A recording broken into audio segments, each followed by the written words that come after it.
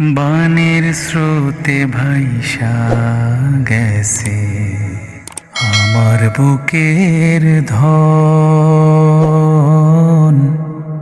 ভাইসা গেছে শখের ভিটা কত আপনজন।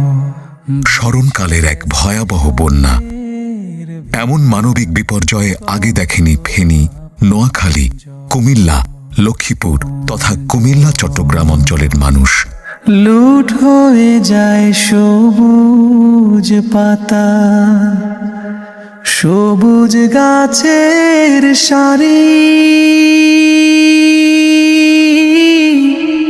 বাড়ছে শুধু বুকের ভিতর গুপ্ত আহাজারি। 2024 সালের আগস্টের এই বন্যায় 12টি জেলায় পানিবন্দী হয়ে পড়ে অর্ধ কোটির বেশি মানুষ। পথঘাট ডুবে থাকায় সারা দেশ থেকে কার্যত বিচ্ছিন্ন হয়ে পড়ে প্লাবিত জেলাগুলো। ভাইসা গেছে শখের ভিটা কত আপনজন। আচমকা ধেয়ে আসা এমন দুর্যোগে বানভাসীদের পাশে বিরাট ত্রাণযজ্ঞ নিয়ে ঝাঁপিয়ে পড়ে সামাজিক সংগঠন আস-সুন্নাহ ফাউন্ডেশন।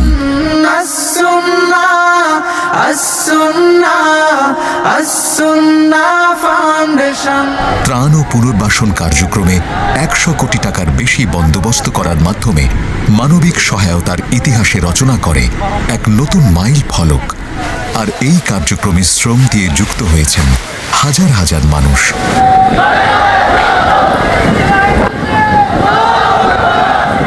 মাত্র 12 দিনে 15 লাখের বেশি মানুষ মোবাইল ব্যাংকিং এবং ওয়েবসাইটের মাধ্যমে অনুদান দিয়েছেন এই ফাউন্ডেশনে। পাশাপাশি কার্যালয়ে এসে ত্রাণ তহবিলে অনুদান দিয়েছে বিভিন্ন সংগঠন ও প্রতিষ্ঠান। এদেশের মানুষের মধ্যে কল্যাণকামিতা এত বেশি যে আমি আপ্লুত কিভাবে এক একটা দুর্যোগে মানুষ ঝাঁপিয়ে পড়ে। শুধু এই বন্যাতেই না, আমি সবসময় দেখেছি। তো এই আস্থাটাকে ধরে রাখার জন্য আমাদের সবারই চেষ্টা করতে হবে।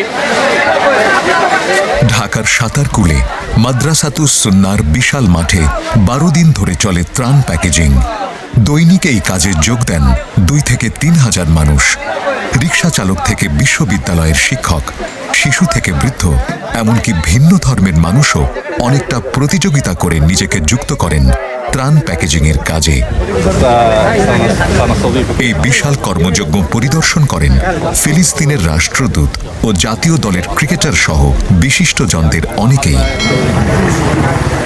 বন্যা দুর্গত অঞ্চলে মোট 2,20,000 পরিবারের কাছে ত্রাণ পৌঁছে দিয়েছে আস-সুন্নাহ ফাউন্ডেশন। এর মাধ্যমে প্রথম ধাপে 20,000 পরিবারের মধ্যে খেজুর, চিড়া, চিনি, লবণ ইত্যাদি শুকনো খাবার বিতরণ করা হয়। আর দ্বিতীয় ধাপে 1 লাখ পরিবারকে দেয়া হয় চাল, ডাল, তেল ও লবণের প্যাকেজ। এবং তৃতীয় ধাপে 1 লাখ পরিবারের মাঝে দেয়া হয় 25 কেজি করে চাল। এছাড়া গোখাদ্য হিসেবে 67 টন ভুসি সহ 3 ধাপে মোট 4,290.5 টন পণ্য সামগ্রী বিতরণ করা হয়। ফাউন্ডেশনের নিজস্ব তহবিল থেকে দেয়া হয় 3,498 টন চাল, 40 টন চিড়া, 200 টন ডাল, 120 টন খেজুর, 2 লাখ লিটার সয়াবিন তেল, 112.5 টন লবণ, 20 টন চিনি, 1 লাখ লিটার পানি, 67.37 টন ভুসি ইত্যাদি। এছাড়া বিভিন্ন ব্যক্তি, প্রতিষ্ঠান ও সংগঠনের পক্ষ থেকে আসা ত্রাণ সামগ্রীও দুর্গত অঞ্চলে বিতরণ করেছে আস-সুন্নাহ ফাউন্ডেশন। এসবের মধ্যে ছিল 44,888 কেজি চাল, 4,740.5 কেজি ডাল, 2,828 কেজি চিনি, 6,730 কেজি চিড়া, 1,168 কেজি গুড়, 1,792 কেজি খেজুর ইত্যাদি। ত্রাণ বিতরণের দিনগুলোতে প্রতিদিন ঢাকা থেকে কাভার্ড ভ্যান যাত্রা করে বানভাসী অঞ্চলের দিকে।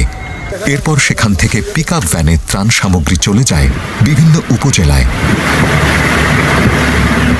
তারপর সেখান থেকে ছোট বড় নৌকা ও ভেলায় করে দুর্গত অঞ্চলের গহীনে পাঠানো হয় ত্রাণ।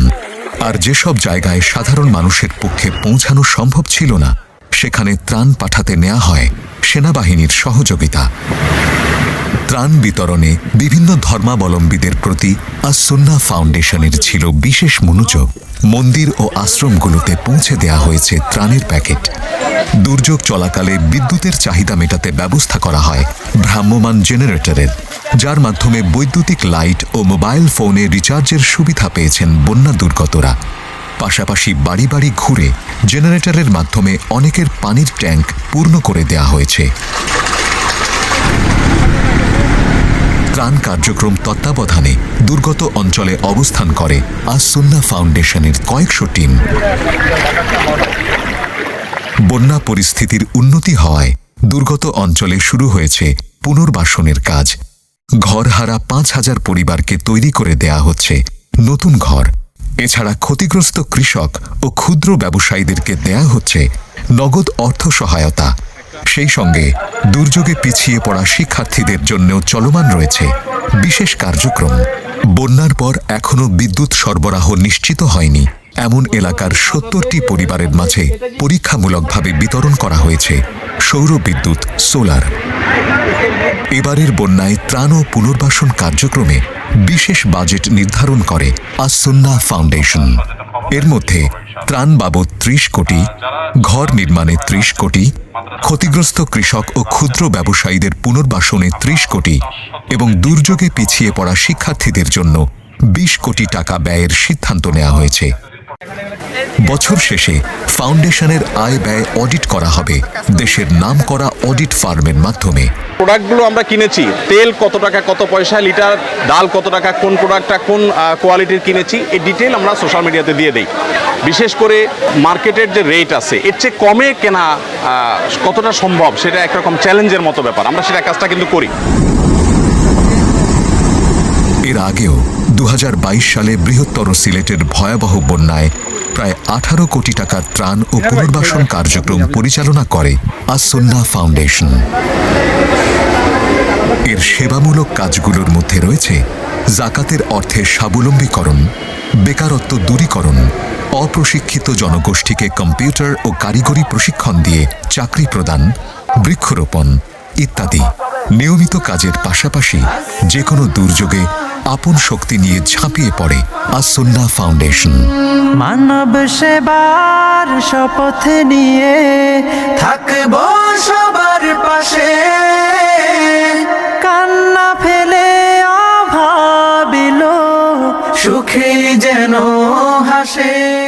যারা এই মানবিক কাজে অর্থ ও শ্রম দিয়ে সহায়তা করেছেন, আল্লাহ প্রত্যেকের প্রচেষ্টাকে কবুল করুন, আমিন। আস-সুন্নাহ ফাউন্ডেশন সম্পর্কে বিস্তারিত জানতে ভিজিট করুন www.assunnahfoundation.org। আস-সুন্নাহ ফাউন্ডেশন, উম্মার স্বার্থে, সুন্নাহর সাথে।